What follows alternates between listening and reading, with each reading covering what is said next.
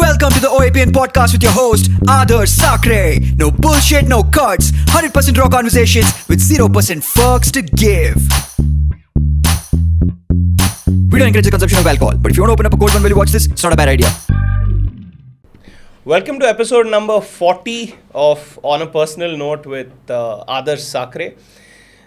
Yet another shoot day for us at the OAPN studio. It's a gloomy Sunday afternoon, but always ready to get another guest in and have some nice conversations. Episode 39 isn't out yet, hopefully out in the next 48 hours or so, and we were pretty excited to shoot that as well. Today we are back in the stand-up space. One thing that we have enjoyed doing at this podcast is get stand-up comedians on, and there is a circle of stand-up comedians in Bangalore that even we are slowly learning who's close to whom and who knows whom and who doesn't know whom, who started when and so forth. So it's very nice for us to get that insight into how the stand-up space is in Bangalore. And I think today we have a pretty good representative of that space because he spent about 7 years as of now. Before I speak more about him, let's say hi to Joteen Patro. Hi Adarsh. Hi guys. What's up, yes. Joteen? Good, it's going good. It's really nice to have you here, man. Like, because I think a year ago I saw you perform at Drunkling, if I'm not Drunkling. I think it was at either Tea Trails or Drunkling. Okay. One of this. Okay. And me and another friend of mine, Guru, were there. Okay.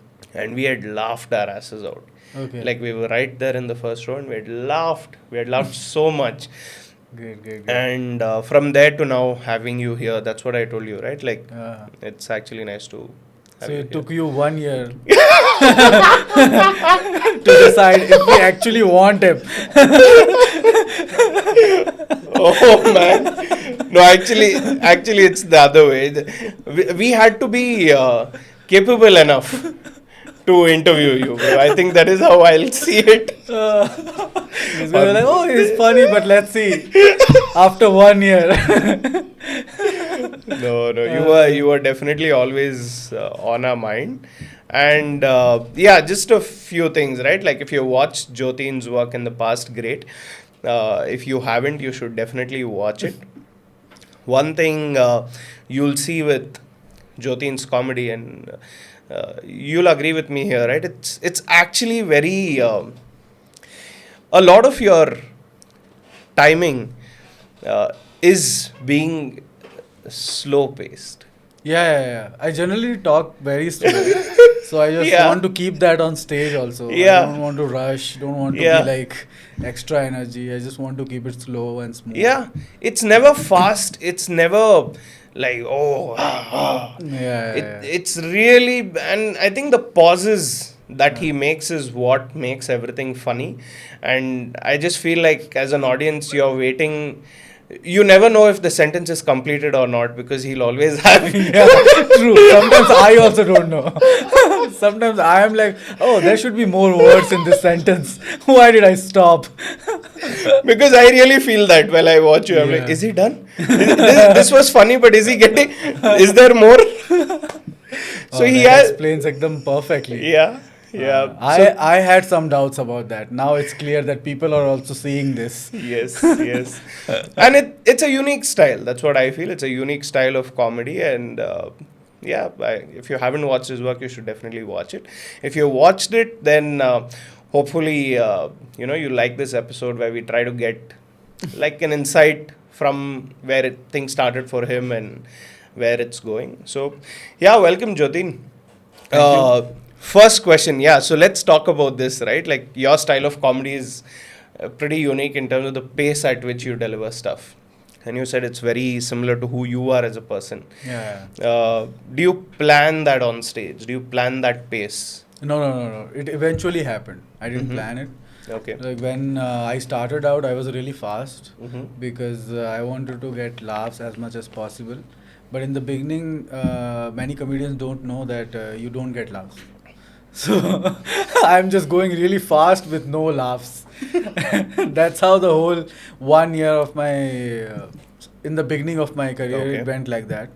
Then I decided like I used to write a lot also. Mhm. So I would do that written material. It was bad. It was Hmm. horrible. But I was like, I have to stick to it Hmm. because a comedian has to make this funny, Mm. right? So it is bad, but I'm still working on it every day to be like it can be funny. It can be funny. It took me 1 year to realize that. Then I decided ki let's not write. Just go Hmm. on stage Hmm. and with two topics and talk about it. Mm. So, but when you go on stage with no prepared material, right, Mm. then your natural pace starts coming. So you can't control that. It's out of your control because you're just talking there. So your natural pace will be your regular pace, how you talk. So that's what happened, and Mm. eventually it came Part into of my it. persona, I Yeah. guess. So there was a clear shift between completely preparing and Not letting it preparing. flow. Yeah. Now I'm in the middle. I have some Okay. things prepared, some Mhm. things not prepared, Mhm. some things I do on the fly, but I still have some lines. If it goes down, let's bring those lines. Mhm. It's like that. So it's mix of written and improvise. But when you made that shift from saying, instead of planning it, let me pick up 2 3 topics and go up on stage and talk. How was that? I mean, Oh, that did was it also work? really bad. Yeah, because it's not like it'll work immediately, Yeah, right? That was also really bad. Yeah. It took me 1 more year to realize this is also not working. So first 2 years bombed so Yeah, hard. really? Yeah, people would be like, why is he not quitting? What is stopping him from quitting this? No laughs is not stopping him. What else does he need? That's how people would react. And some comics had bets. Be like, I Saying think he what? bet. They bet on my name. Be like, he'll quit in like next month, Oh. like that, like a joke. Yeah, got But it. they would do that. Mm. But after 2 years, then I realized I have to Hmm. mix it. I can't have everything planned or everything Hmm. unplanned. So I Hmm. started mixing it and started working after 2 years. So those first 2 years, you were working somewhere or First year I was working in an IT company, okay? and second year I was not.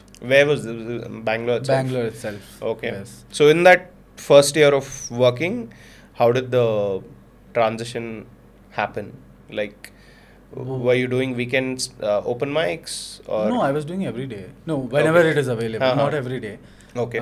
Because everyday mics never used to happen. Mhm. It used to be Monday, Wednesday, and Thursday. Mhm. 3 days. So when I started, first open mic I did, I decided I will quit my job. First open mic. First open mic itself. My first open mic, Anand Ratnam is in the audience. All right, he came here to understand how it works. All right. So that first open mic, I decided I'll quit, and this one full year I took and saved some money, and then I quit. But my work was not that much that it was stopping me from doing stand-up comedy because I was a Mhm. developer and Okay. my team somehow, like, never happens generally, but somehow my team was great, and they were like, you do 9 hours, Mm. what time you do, we don't care. So you had the flexibility. So that flexibility I had. Mm. So what I used to do is I used to go at 8 a.m. in the morning Mhm. and leave by 4. Okay, so that you Uh, get your evening in place. Yeah, Hmm. so that I can, and 4 means you have to reach the venue at 5 and write your name, unless you're not, otherwise you're not getting any spot. If you reach there 5 by 5:30, it's over. You are in the waiting list. If somebody backs out, then you have a chance. So by 5 we used to reach there and we used to write our names and sit there, write whatever. So that was the plan. So the whole year I did. I left. I reached office at 8 a.m. Left at 4 p.m. At 4 p.m. Yeah. Who was the initial like when you started doing open mics in the Indian stand-up scene? Who did you look up to? Nobody. I didn't even know anybody that Yeah? time. Yeah. Okay. Because when I was in school, I watched that Great Indian Laughter Challenge. Okay. But I never looked up to them. I was amazed that they are doing it professionally on TV, and I never knew that this can happen like on a regular basis at a club or pub. I thought it's a TV thing. So people who are already there, they are doing it, right? I never knew that. So when I came to Bangalore and I went to Take 5, so they had an open mic. Okay. So some comics are performing, and I'm in the audience with my friends. We are just drinking. Oh. And I was like, wow, man, this is happening. How do I get into this? So I went to the backstage. Sanjay Mahantala was sitting there. Okay. I don't even know him. Yeah. So there was the list right next to him. That's why I spoke to him. Otherwise, I wouldn't even talk to him. The list was there. So I'm like, oh, how do you get on this? And he's like, you want to go up? I'll write your name. I'm like, come on, man. Not now. Not now. I'm like, I'm sorry, not now. Next time. So he gave me next Monday. Okay. So that's when I met the first Indian comedian, any Indian comedian, first time, Sanjay Manakala. And that time also I didn't know who he is Sanjay Manakala. Next Monday I found out that he is Sanjay Manakala, and he wrote my name for the next week. And in that whole week I found out everybody, Kanan, Biswa, because they were there that time. Yeah. So they were doing open mics. I mean, they moved to Mumbai, I guess, by that time, but at that time they were in Bangalore. The Bangalore scene was still active. Bangalore scene was active. For them, I'm saying. Were they still doing? I think they came back to Bangalore to do some mics, I guess. That's what I was thinking. Okay. I don't know if they had left or they were, but they were famous, like they were popular. People already knew that. Yeah, because when they came to do a spot, everybody was like, oh, that never happens, right? Got it. So I was like, okay, they are famous. They're famous. But they were there. So that's when I found out, okay, these guys are famous. These guys are here. Your first open mic was fully structured? Or Yeah. Every line? Every line was structured. This will come first, then this, then that. I would mug up, practice in front of the mirror, go there and bomb for 7 minutes. And it was, in the beginning, I did like complete Hindi. Complete Hindi. And I was not able to do it. Because Hindi is not my strong. Is it? Yeah, both. I don't know. Why did I assume Hindi is your... No, Hindi, English, both I don't know. So I have to mix it all the time. Is it? Yeah. Oh shit. I'm bad in English and bad in Hindi. Your Both. English is good. I mean, I've heard enough of you. I mean... No, now it became. I'm talking about that time. Okay. That time it was bad. So you're saying your English has also improved over time? Yeah. Okay, perfect. And Hindi is also improved now. Okay. Yeah, both. Okay. So mostly, like I don't know how to tell you. Like you would think if your Hindi was bad, English was bad. How were you talking to people? Yeah. I was not talking to anybody. I was like that. I was like a silent guy who sits in the corner, doesn't talk to people much. Whenever it's required, this is this. That's all I did. Always. I have been that guy. But after coming to the scene, everything starts changing.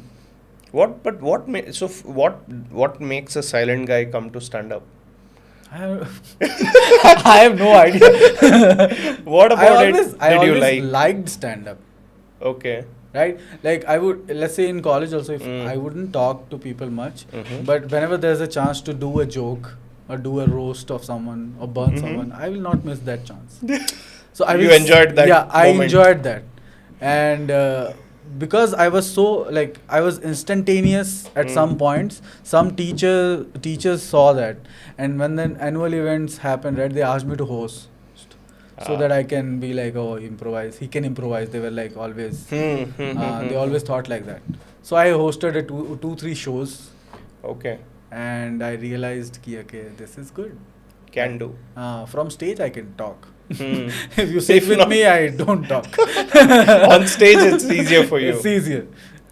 So that first open mic, why I'm going back to that is, you said it's structured right now. Obviously, I don't know if your content was good or not. Say your content was absolutely really amazing. Bad. It was bad. Okay. Really. Let's assume it was good. Okay. Let's assume. Let's not. Let's not even go there. What he will do is he will be like, let's assume he's good. Can you tell me what was the topic? I'm like, no, I'm out. No, I'm not going to ask you about the content. I'm just saying, there are chances that the audience wasn't good, right? For a stand-up who's new, he or she can run into just bad crowd for the first 5 times. That also can happen. That can also happen, can right? happen. Yeah. But I realized that is not happening because With you? other comics are We're getting laughs. We're getting laughs. Okay. So I knew these people are capable of laughs. Like they can laugh. They're not dead people. That's what I found out. This Anand, he started out he did like I did one mic and my second open mic is his first open mic. Got it. So I was one mic senior. You're one mic senior Yeah. to Anand Ratnam. To Anand Ratnam. And still it took you a year to come here So after this him. guy, yeah. Look what it cost you. Oh man, I shouldn't have said that. This guy, my second open mic, his first open mic comes on and kills. Really? Okay. I'm like, what the hell? Yesterday this guy was in audience. I saw him in the audience. My first open mic, he was in the audience. And he's killing.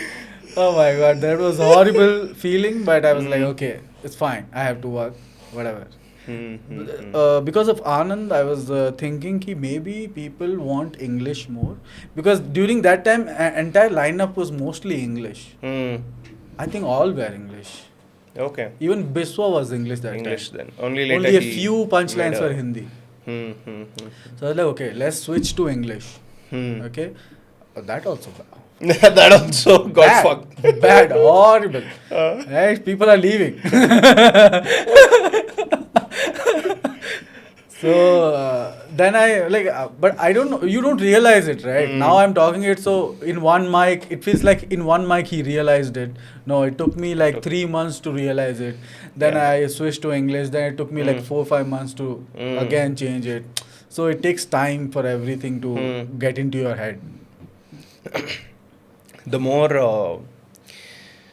the more stand up evolves, right? The more stand up evolves and say the market is growing.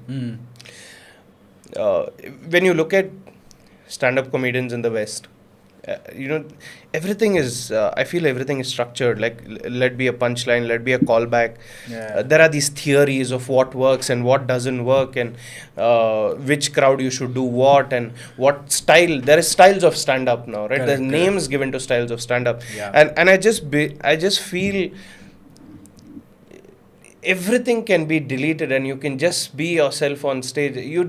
Should a comedian even get into the theory of it? What do you feel about that? The way you started, shouldn't everybody just start that way? Just if somebody asks me like how to do this, give me any tips, and just go to an open mic. That's all is needed. That is first step. If you can go to an open mic and sign up your name, that's like 40% of work is done. Yeah, just go. If you start thinking it's just wasting time and it's pointless. And the thing you were saying is there are so many categories of stand-ups, right? No stand-up comedian wants to be in any category. No stand-up comedian. It's the critics who want to critique that comic, right? They create these categories. So they'll be like, oh, this guy is a dark comic. This guy is a blue comic, dirty comic, clean comic. Critics create this. So it's not like stand-up comedians never wanted this. Every stand-up comedian wants to be in everything. Yeah. Like I have to have a joke in every category. People think like that. Yeah. Right? So that's what I think. I don't know how other people are thinking. There are some comedians who are thinking like I have to write clean, I have to be clean. Some comedians think that. No, but that's because I feel that the comedians now are being born into that thought process that I have to pick. Correct.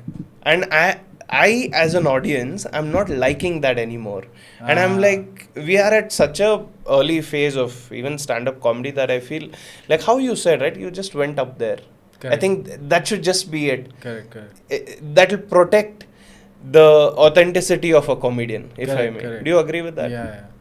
Because it will make you more natural, quicker. Yeah. You're getting my points, and that's what you want. You want to be natural because whatever jokes you write in the beginning of your career, let's say 3 years or 4 years, you will throw it out. Yeah. It will be useless.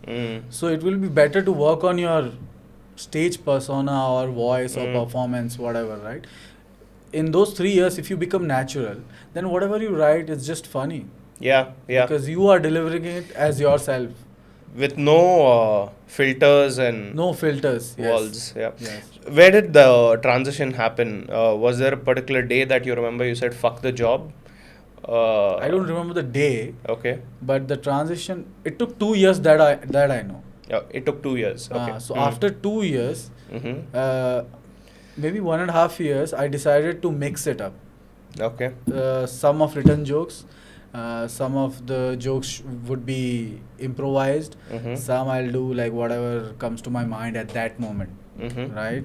So that's what my plan was. So I would go on stage with literally like 2 minutes of jokes where I have to be on stage for like 6 minutes, Mm. right? 2 minutes is just for like if I'm doing really bad, so just bring that in. Bring that in. Correct. So that was how I planned it. And after 2 years of bombing, Mm. I remember, like in the middle, I would have killed like in those 2 years, I would have killed like 4-5 times max. Out of how many times? 500, 600 times maybe. Fuck my life. 500 Mm. times maybe. Mm. Okay. So I after that, I started to figure out this is my rhythm. This is how I talk. Mm. I should talk like this. I can't say a sentence more than 8 words, which is Mm. more than 8 words. So let's keep it. Let's keep the punchline less than 8 words. Let's not fuck with it, right? So that was my plan, and it started working eventually. And when you're in comedy for like 2 years, you watch a lot of comics, Yeah. a lot of comedy shows, and you Mm. realize what kind of thoughts you are have. Like people generally, a lot of people I've seen, they do observations. Like I saw this, Yeah. this happened to me. Like story, Mm. story is also an observation, right? Mm. They're like, this happened to me, I'm telling you. I mostly try to work on my thought, like Okay. if something happens, what would have I done in that situation? Mm. So it doesn't have to be happen to me. You get my point? It doesn't Okay. have to happen to me. It can happen to somebody else, but I'm like, what would I have done? So I try to do like that. So it's all mostly thought process. Mm. So that's when you have to be very natural. Otherwise, it will sound very weird because it didn't happen to Mm. you. It's basically Joteen's point of view. That's Yeah, it. yeah. Yeah, just going back to the transition, how did that happen? I mean, the first thing is like, was stand-up even paying you? No, nothing. Still doesn't pay much. Yeah, it Okay. still doesn't pay much. So the thing is, transition, like it happened over like 6 months, I guess. Okay. Because I remember after 2.5 years, Mm-hmm. when I started killing like almost every day. Wow. Not like really good, but not bad at all. You getting But my you point? had arrived. Like, it felt like this okay, is- okay, it's working. I'm not scared to Yes. go on stage. perfect. Right? There's no fear of bombing. Hmm. And even if there's a fear of bombing, I'm bombing gracefully. Mm. Right? Got it. Yeah, it's not. You're not getting embarrassed, awkward nothing. about it. Yeah, Mm. I'm like fighting. I'm arguing with the audience if they are not agreeing with me. So that is like when you are very comfortable on stage, you can argue, Mm. right? Mm. So I that when that started happening after 2.5 years, I was like, okay, this is fine. Let's keep doing this. Let's see. Unless I find something else, let's keep doing this. So Mm. that's what has been going around till now. Let's see what happens in future. Did you tell your boss why you're leaving your job? No. No? That time I didn't. Because it was Okay. like 1 year only, no? Ah. I can't be like, I'm going to be a stand-up comedian.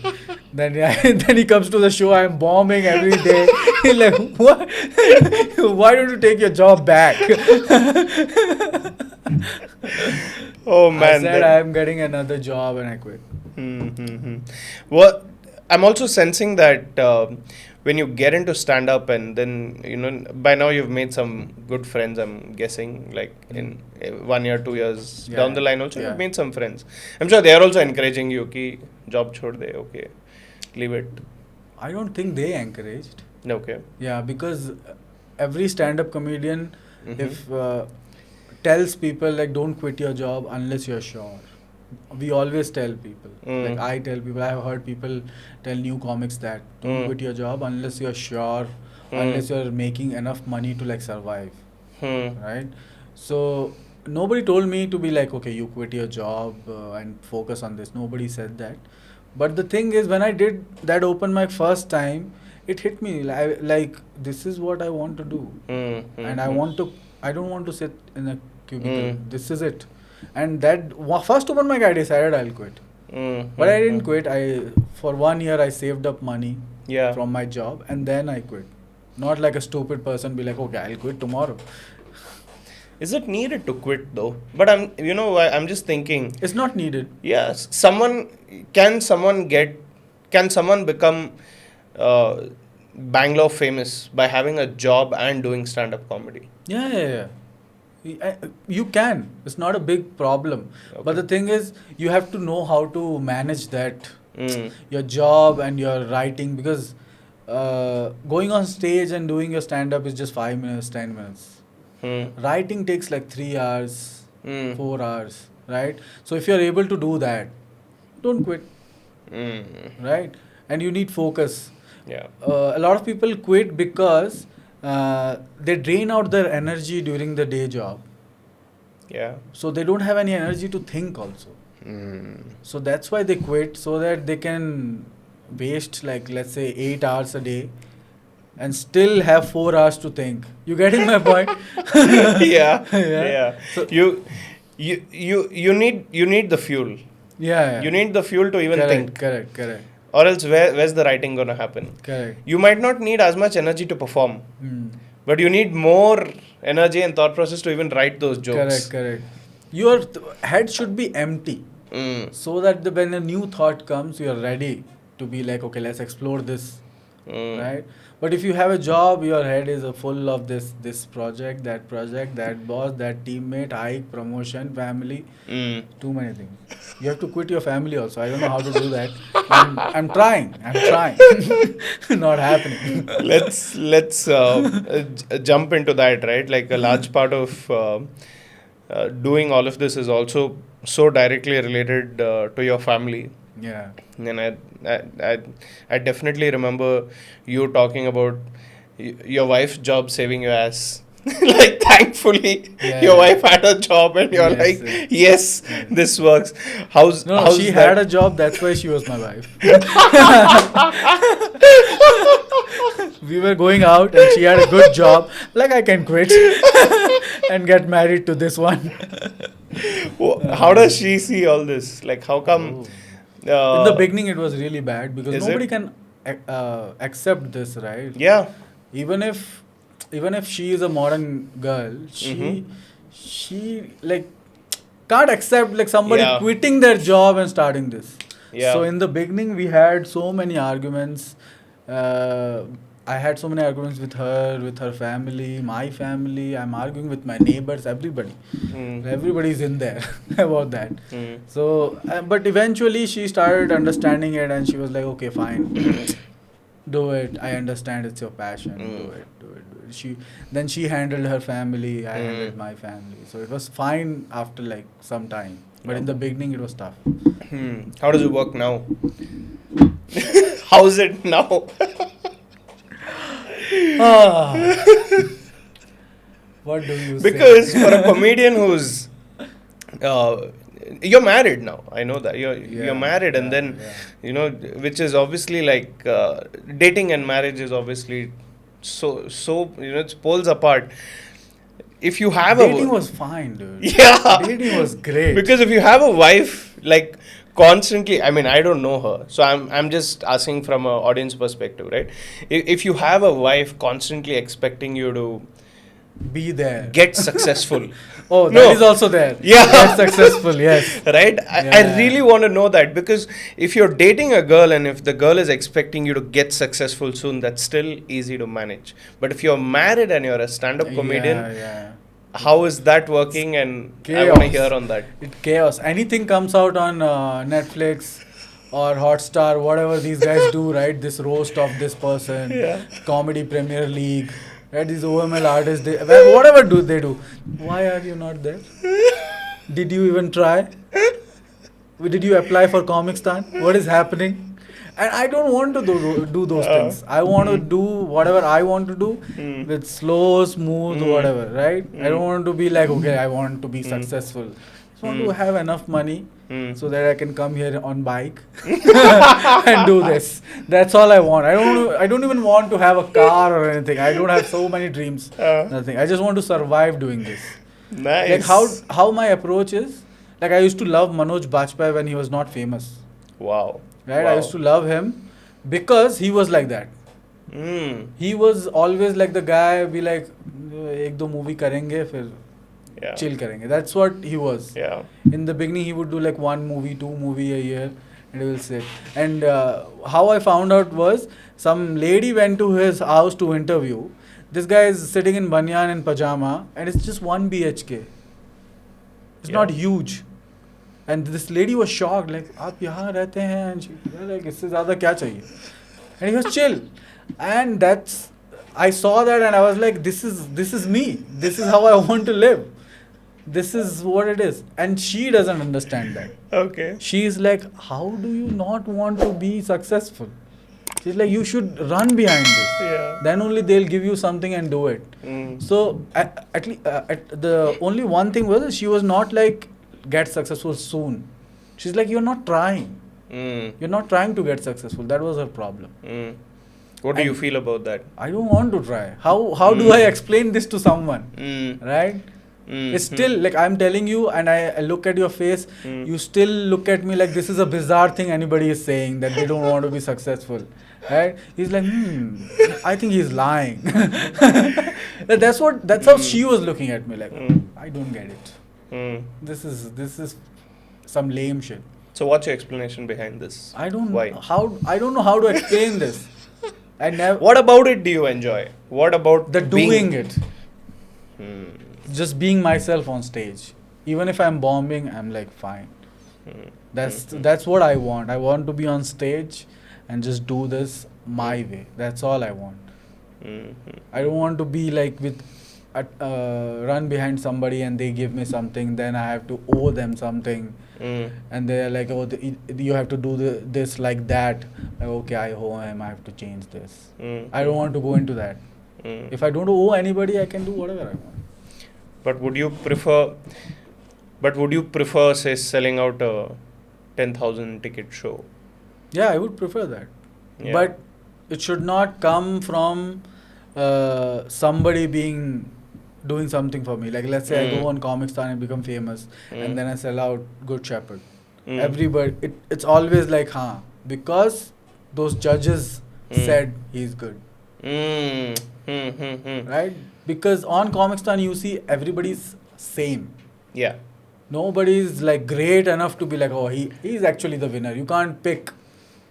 It's very tough to differentiate. All of them are same because all of them have to cut out so much material. Yeah. To be on Amazon Prime. I think even Kelt spoke about this where He told you about the interview, yeah? I don't know. He definitely mentioned how they try to control. Right? How He went for the interview, right? Okay. Yeah, I think he would I have told remember. you that only, yes. They tried to control him there. Because then the controlling is basically not allowing you to be Correct. yourself. Correct. But it's really, but why though? For a platform as big as Comicstan, shouldn't we be in a place where they're just like, go crazy, like say whatever the fuck you want?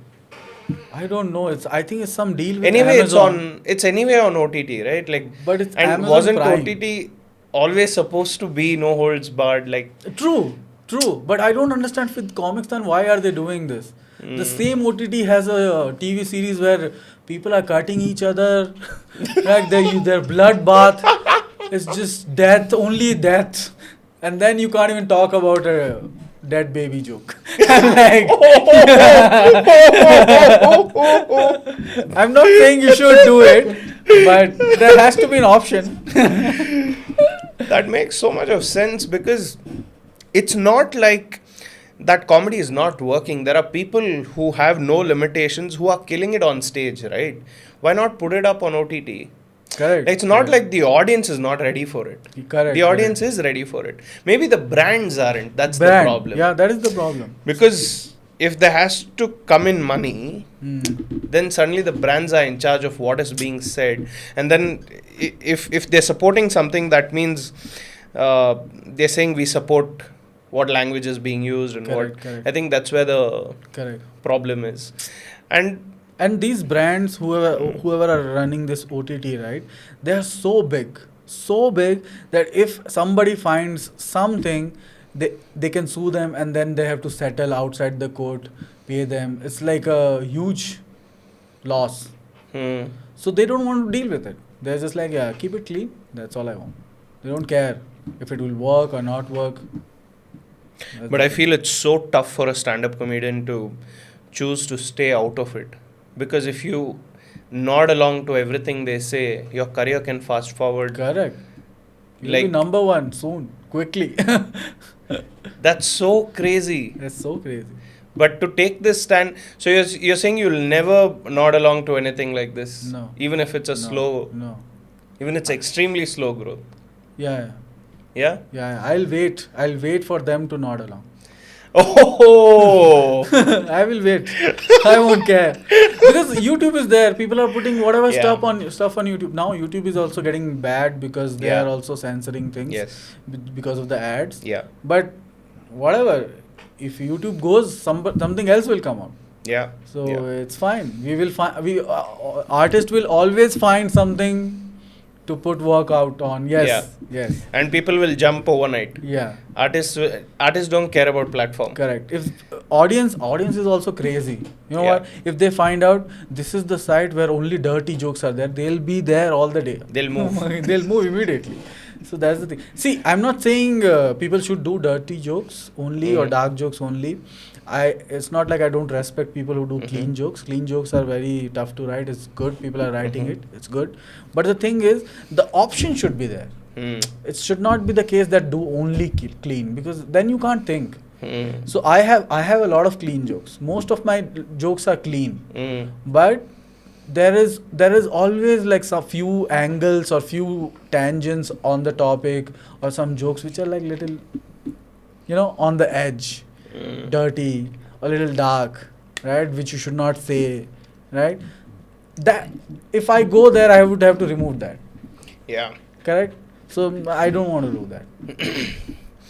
Is there is stand-up politics a real scene? Stand-up politics. Like within the Bangalore scene? Oh Is- yeah. Yeah. It's real. It's too real. In what way? It's like same nepotism. Okay. It's the same. Whatever stand-up comedians make fun of Bollywood, right? Everything is there in stand-up scene. Is All it? over India. Yeah, whatever. Like this guy, let's say Karan Johar is doing only nepotism. Yes, there are comics in India doing nepotism. You can't do anything. It's happening, right? It exists. But comedians won't say it because it's in the industry, right? That's the hypocrisy I don't like. Like if you can point out at Bollywood doing nepotism, you can point out here also, right? What is wrong in that? But you can't because the big guy is doing it. You getting my point? Yeah. So that's how it is. And favorism and like having a deal with clients, like you only have to work with us. Meaning from whose side? Who's stand-up comedians, the Okay. groups, right? Okay. So what they do is But who are these clients? Corporates? Corporates. Okay. So new comics like us, Okay. right, who are not famous and all, Mhm. we make whatever money we make through corporates. Yeah. Right? Yeah. So if you do like one corporate or two corporate, we are like sorted for a Sorted. month, Yeah. Yeah. 2 months, like Yeah. it's fine, and that's how we make. Yeah. But there are so many groups out there who are like, okay, these clients have to work with us. So what these comedy groups will do, they'll talk to if any corporate approaches them, they will have a deal. Be like, every time you need a corporate gig, you talk to us, we will get you the comic. So that the deal doesn't go outside the circle. Correct. So that is where the nepotism and favorism is happening. Okay. So they get the deal and they give it to whoever is close by that day, right? Whoever is nicer to them that day. That's it. That's it. There's no other criteria. No criteria, right? it's like me. I'm here talking to you today. You get a corporate. We'll be like, yeah, let's give it to Joteen. He was here, right? Yeah. It's like that. It has become like that. But if you leave the corporate out of this, right? Be like, okay, you can't make deals. You just find whoever you want. They'll come to other people. Mm. They'll come to us. Hmm. I'm not saying all of them will come. Even if one comes, I'm fine. Yeah. I don't want more. Right? That doesn't happen. Are there specific companies in Bangalore that are purely only managing stand-up comedians? I don't think so. No. Okay. So then, Oh, there are none actually. yeah. Then who, like when we say, when a comedian says they have a manager or artist manager, I mean, who are these people? Where are they So based out of? what in Mumbai and all they Okay. have. Okay. People have. A lot of Okay. comics have. In Delhi Mhm. also, a lot of Mhm. comics have. Right? In Bangalore, there is no artist management company that is Okay. handling comics. Okay. There are a lot of companies who handle musicians, Mm-hmm. MCs, Mm-hmm. Kannada comedians, actors, and all. Nobody purely for stand-up. Nobody purely for stand up. Okay. Unbelievable. And in Bangalore, all whoever is handling this management of comics, Mhm. he's a comic himself. Okay. So what they do is, like we did it. We are like 4-5 friends. We Mhm. formed a group, Okay. and whoever gets a corporate, we make one comic talk to them. We like, you handle it. Whoever they want, just tell him they'll get. Right. So that's how we are handling it. So Mm. he becomes the artist manager in that particular instant. Got it. Sometimes I have also done it. You become the artist manager. at So that for point. Anand, I have done it. Okay. Got So it. if Anand gets a Ah. call, so I pick it up. I'm like, yeah, Anand is available at this You'll point. negotiate I'll negotiate. for him. Yeah. Hmm. So that's how we have done it. Sometimes Anand does it. So it's I'm just thinking if, because even Kelt brought this up, right? Like, he kept saying everyone who was about to get famous left Bangalore, yeah. right? Yeah. And we need someone to get famous in Bangalore. Correct. And I'm just thinking maybe there has to be a group in place that manages. There has to be, yes.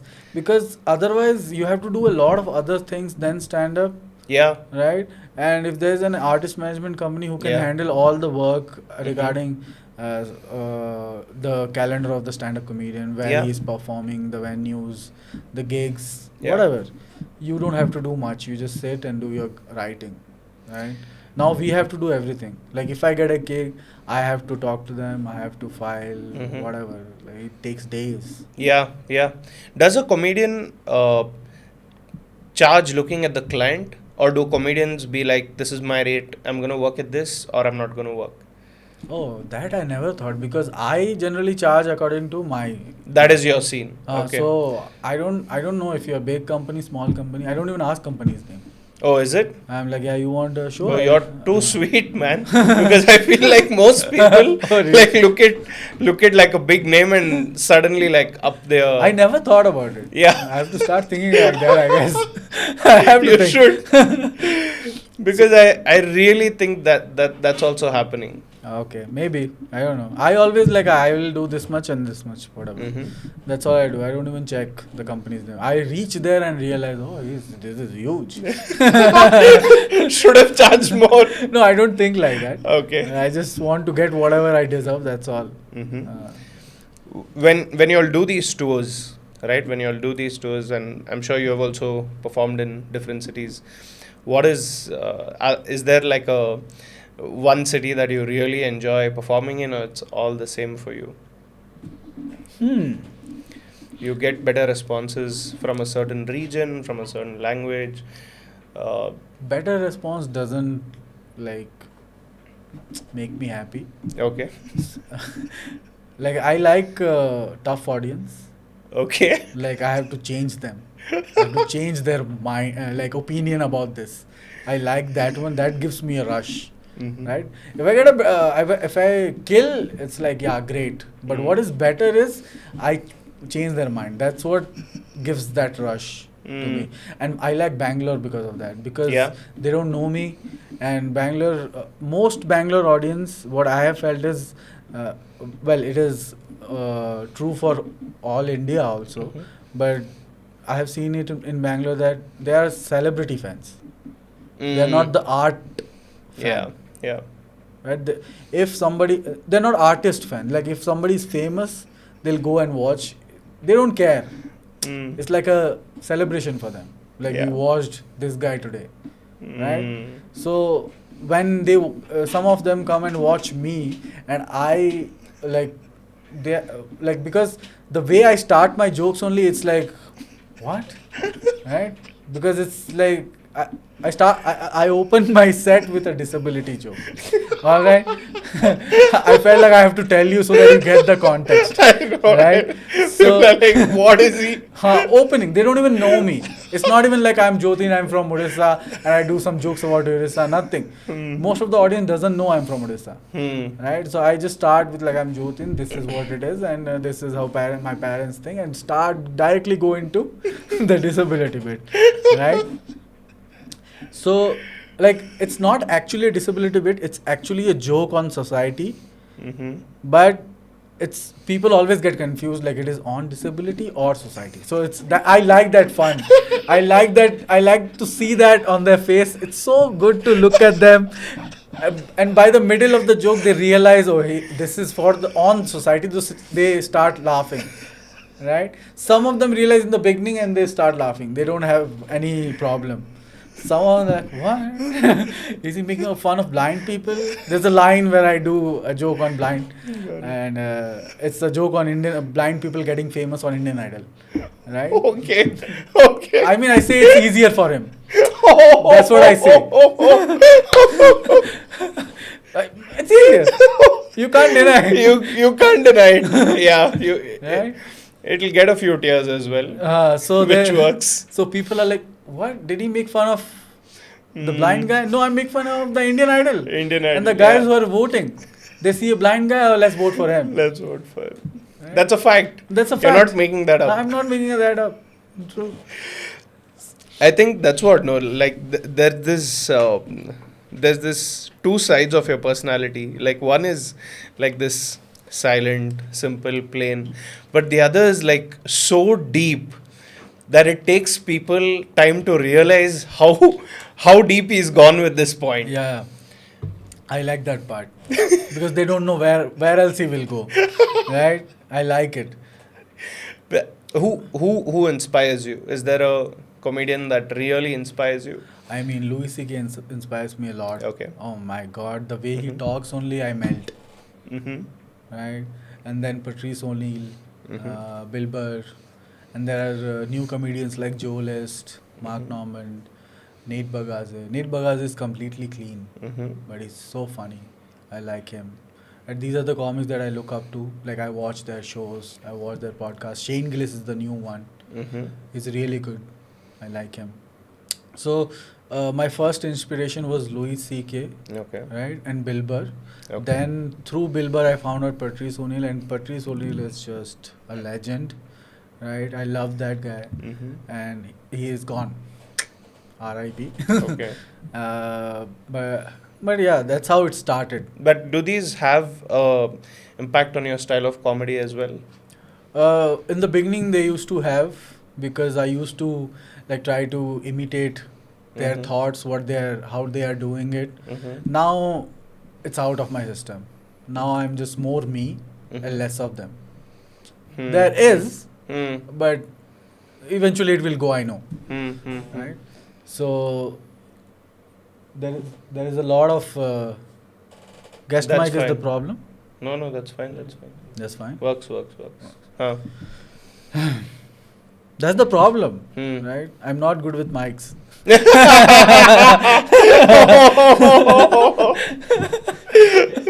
No. Anyway, yeah. So coming back, right? So which means then Joteen now has carved his own style. Now say because the influence was there, and then all that is out, and then the. Even today, is there a chance that you still walk into an open mic with like 3-4 people and Yeah, you still perform? yeah. I have no How does that why? make you feel? I performed last week Yeah? for 3 people. Is it? Yeah. How do you look at that? But and what I mean, I've seen you folks like even deliver for 3 people, 4 people. Yeah. But why? I don't know. That has never stopped us, because we have performed for 1 person. Yeah? Yeah, because he said, I want to watch.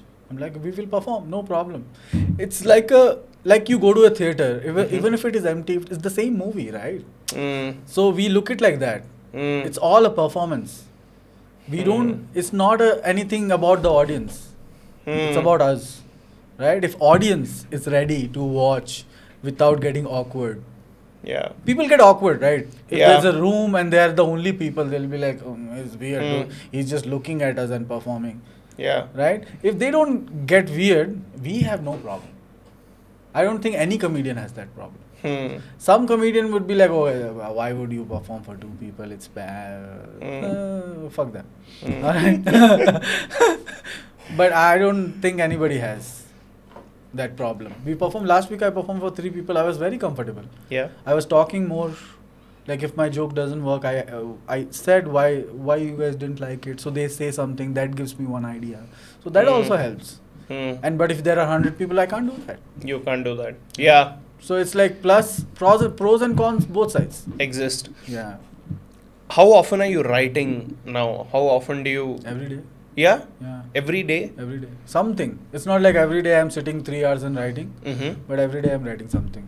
And last few months has been bad because I'm not writing as much as I used to do.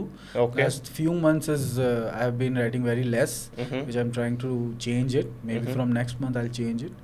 But this month I've given up that I want to change it this month. Let's put it that way. Let's get by this month like this. From next month I'll change it. So few months were tough mentally and physically, so I didn't put any effort in writing. So but I was writing every day. Still I wrote every day. Maybe for like 10 minutes, 15 minutes. But it's there. It's there, but not like I used to do before. Are there jokes that you wrote like on year number 3 that you still use because it's amazing and it works? Yeah. Yeah? Yeah. And I really want to, get into this, right? Because No. The year number 3 jokes are out. This year only I put it out. Oh, is it? In May. Okay. So once you put it out, you don't use them anymore? I don't use them. Okay. But there's not a rule. If you feel like taking it that day, then I can no problem. You'll take it up. Yeah. The reason I'm asking is, I also feel, obviously, like jokes get better over time, right? Like even if it was 3 years ago, today maybe the way you deliver it is very different. Yeah, very right? different. It'll be very different. Yeah. And does that stop? Like, do you think, I've written this like 3 years ago, why am I still using it? Yesterday I did a joke about religion, which I wrote in 3rd year. Okay. Yesterday only I did it. And I'm not still satisfied with that joke. I'm still That's be like, crazy. I have to put something in it. This is not working. There is so much gap there. There is so much scope I can do here. Yesterday only I did and I thought about it. And I was like, okay, I have to figure out this. 3rd year mein likha tha bhai. This is taking too much time. At what point do you decide this joke is done? I'm no more fucking with this. Like I get tired of it. Okay. So once the joke is ready, you keep doing it on live shows whenever you want, and then after some time you get tired. You're like, kab tak karunga ye, right? Right. So when I get tired, I like, let's record this and put it out. Can some comedians write faster than the other comedians? Yeah. Can some comedians churn out new jokes every month? Yeah. There are comedians. Yeah. Yeah, they do it like this, but they throw it also like this. They don't work on it. Yeah. So it's I'm not saying all the comedians do that, but I have observed few things that if you create a joke very quickly, right? You will do it for like 6 months, then you will be like, because you didn't put that much effort into that joke. So it's like ordering food, right? So agar aise, you're like, okay, let's order this one. If it is bad, you give a bad review, but you don't feel bad that you got bad food. Yeah. Right? But when you put effort and cook, and if it turns out bad, it hurts. You get my point? Yeah. Right? No, everybody's hungry in the house. Yeah. You get my point? Yeah. So if you put effort, like whenever I write a joke, I don't do it immediately. I write it and keep it, right? So that I look at it from a distance. If I look at it from a distance and see if it is good enough, right? So that takes some time. Then if I find it, okay, this can be something, then I take it and start working on it. And I always try to have insights, because what keeps me going is the insights. If I have insights in the jokes, people are like, oh, this is how it is, right? I want that. If I get that, I'll keep going for the joke, right? But people who write for the joke, they will write for the joke, and if they are bored, they will stop doing it. They'll stop doing it. Right? But I'm not writing for the jokes, I'm writing for the insights. And you're writing it for you. Yeah, I'm writing for me, because I want to see that, have that feeling, right? So even if my jokes don't work, I'm in it. I'm like, I want to tell you the insight. You don't like the joke? Fuck the joke. Let's go to the insight. Have you ever tried performing with another comedian on stage? Is that a thing? Like where two comedians get on stage? I have not seen in Bangalore that much. Like once when I started, that time there was this guy. Two people, they used to come on stage, and they used to do it like that laughter challenge format. Correct. He would say something, he'll say something like that. And they used to kill. Yeah. Because it was established format of doing double act. Yes. One guy says the setup, another one does the punchline. And it's mostly insult comedy. They are insulting each other. So if you are insulting each other, you're not insulting anybody. It's hilarious. People have no doubts. They don't even care about you. They want to laugh. Right? Yeah. They won't be like, oh, why are you insulting him? No. But if you insult somebody, they will be like, hey. Right? So that is there. So if you insult each other, it kills. They used to kill every day. Right? But then they stopped. I don't know why they stopped. They stopped because of work, maybe. They stopped. And the thing is, I did it with Somnath. There's a comedian Somnath. We did a roast battle. Is it? Okay. So we did the roast battle, and then in the beginning we were on stage and we were like talking and doing some improvisation and all those things. Did the roast battle, everything was fine. And people came to us and said, oh, your chemistry was good, you should do together. And who does together? But now it is there in my back in my head that if we go on stage together, we will be able to pull it off. Yeah. But we have never done it. It's a new style. Yeah, it's a new It's a fresh concept that I feel people actually like to enjoy. Anand and Somnath tried once. They told me it was so bad. Is it? Both of them bombed and left. Is it fully structured? No, you have to structure. Yeah? You have to, because if there's a double act, now you are relying on another person. Like both of you are relying. Right? So it has to be structured. You should know when to say, or your chemistry has to be so good that you know when to shut up and when to say things. Right? Have you seen Bumping Mics? No. So there's a Netflix show on Bumping Mics. Okay. So this is Dave Attell and Jeff Ross. Okay. They go up on stage together and they roast each other. So and then they bring on comedians or actors. Like Paul Rudd came, they roasted him, right? Okay. So it was all fun because their chemistry is so good. It doesn't even look like they have structured it. But if they structured it, it's great. They worked on it a lot. So it looks really, and they are very good at roast and improvising, both of them, right? So it looks really good. But if we want to do it, we have to structure it. We are not that good yet. It'll take some work. It will take work. Yes. Who are the comedians you enjoy in the Bangalore scene? You're like, dude, this guy is pretty awesome. Right now. Yeah. Somnath is very good. Okay. I like him. Gautam. Okay. Is very silly. Very silly. He churns material very quickly. He has a job and he's doing it. Oh, is it? Doing comedy for a long time, and he's surviving in the scene. He's killing it. He's good. Anand is... What I like about Anand is this guy has no idea what can be a joke. I don't know if that's a good thing. Sometimes it's a good thing because then you will try everything, right? He does that. He tries everything. He will put in so much work. Like you will see yesterday, this joke was nothing. Now it is something. In one day he'll do it. Right? He's that kind of a guy. Right? If you want him to nail this premise, he'll nail it tomorrow.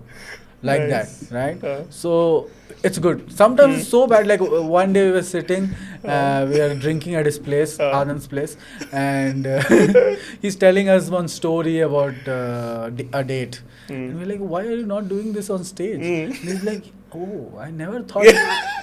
I never thought that way. I'm like, why are you not thinking that way? That is more insulting to us. Like as a stand-up comedian, you should always be thinking, oh, I have to take this on stage. On stage. That's Anand is another person you really enjoy. Yeah, I really enjoy. Anyone else that you Um, really enjoyed looking at over the years? Like the Celt, I like to Okay. watch him. Amir, I like. What do you think about Amir? Amir, yeah, he's great. He's pure dirty. That's Yeah. the best thing about him. Yeah. He has He's all dirty. he has no control over it.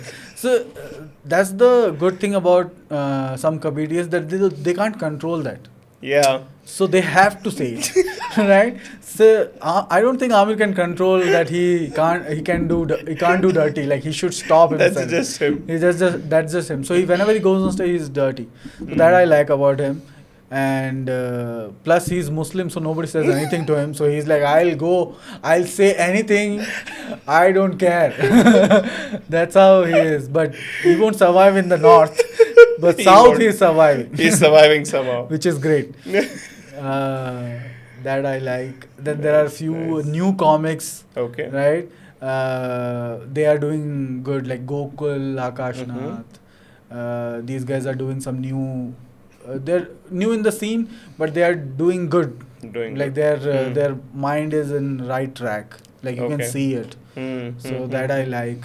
Then there are some comedians who were in the beginning, they were good, their mind was on right track, and now Okay. they are like all over the place. What do you mean all over the place? Like they're trying to do anything which is even low hanging fruits they are trying. Like That, yeah. generally people In terms of content, you're saying? in terms of the content, jokes they're making. Yeah. So they are all over the place. Then they're chasing the wrong things. They're chasing the wrong things. Yeah. In the beginning, they were good because they were thinking like a stand-up comedian, right?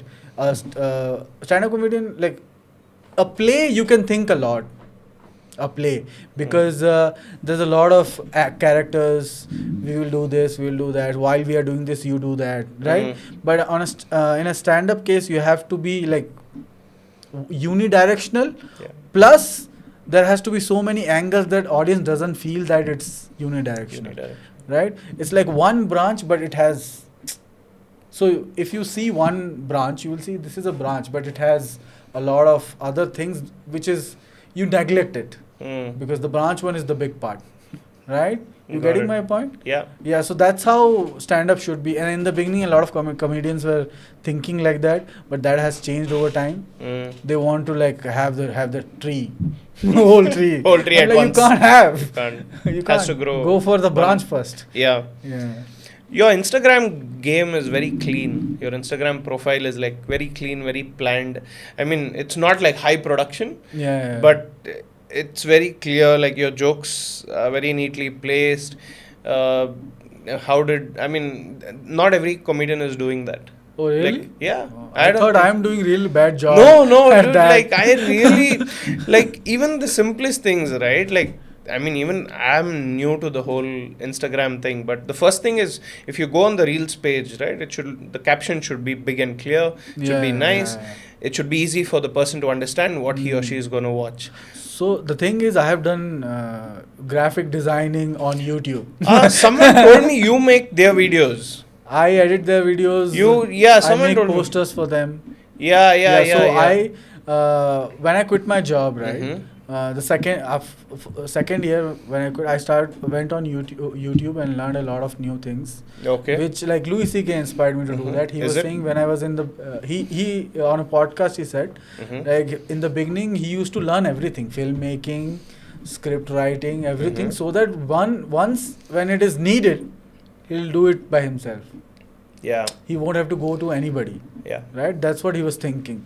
So the same thing, I was like, okay, let's start learning things so Yeah. that whenever I need to edit a video, Mhm. I'll just edit. Yeah. Right? So I learned it. I learned the Photoshop thing, Premiere Pro, whatever, on YouTube. And then I eventually started making posters, and Okay. people, I edited my first video, right? Nice. And people were like, oh, you edited for us. And I was like, okay, I'll edit. Did that get you some money, or you're like just doing this for free? Yeah, no, I got Okay, some you money. charge for that? Yeah. Okay, good. I can't Mm. do for free. Yeah. Nice. I have a wife, for God's sakes. She'll be like, free also? Has she come to your shows? Yeah. Yeah? Yeah. What is she impressed? No. And it's great that she is not impressed. Why? Because then she'll come all the time, dude. I don't want her there every day, right? In the beginning, she came for like 3-4 shows, and she's like, I give up on stand-up. Not just on you, stand-up. Stand up. She stopped watching stand-up. She doesn't like stand-up Are anymore. you serious? Yeah. In the beginning Fuck. also, she didn't like stand-up. But Okay. because of me, she was a little bit interested. Right? Now that is also gone. Oh, man. Joteen, this was good, man. I mean, I really liked this hour with you. Thank you very much. I really want to watch more of you now. No, Like, really. I want to see, like, Oh, man. now it's been a while since I came and watched you perform. Now it will be a completely different experience. Any last thoughts you want to share with whoever is Whoever watching? is watching, oh my God. And especially even after an hour. Now what do I say? I'm like, if you survived till this point, I don't think you need anything else. You know all my thoughts. As simple as that. Do you think your podcast, you also spoke about wanting to start a podcast? Yeah. Is that a real thought in your head? Yeah, I'm planning. Why to do you that. want to start that? Because I want to get into the habit of talking. Hmm. I don't like to talk. I don't talk to anybody. This is the maximum I have talked in this year. Right? Including my stage time. This is the longest. Right? Even in stage also, I like take pause. I'm like, okay, fine. I'm really slow. Hmm. Right? So I want to get into a habit of like talking, keep talking. Then only your brain starts working. Yeah. You get ideas, right? So that you can use it, whatever. Right? You want to call other comedians on that podcast, or? We'll see How that. do you- I don't know. I have Not not yet thought thought about through it. it? Yeah, I just want. I have Okay. thought that I want to do it because I want to talk. That's all I have thought. As till simple now. as that. Yes. Perfect. So, Yeah. like we said, if you've watched till here, it's already a big compliment for us. So, thank you for taking 1 hour out of your life and watching this. And Joteen, hopefully another day we get you back and talk about something else. Great. But until then, Yeah. again, thank you so much for making it here, taking out the time. Yeah. Thank you Uh, for inviting me, giving me a chance to speak. We always really look forward to the journeys people have post we meet them. So we also going to be excited about everything that you have lined up for you, and we'll be watching. Let's see. Yes. Thanks, man. Thanks. Yeah. So thank you. See you on the next one. This was episode number 40 on a personal note with Adarsh Sakare.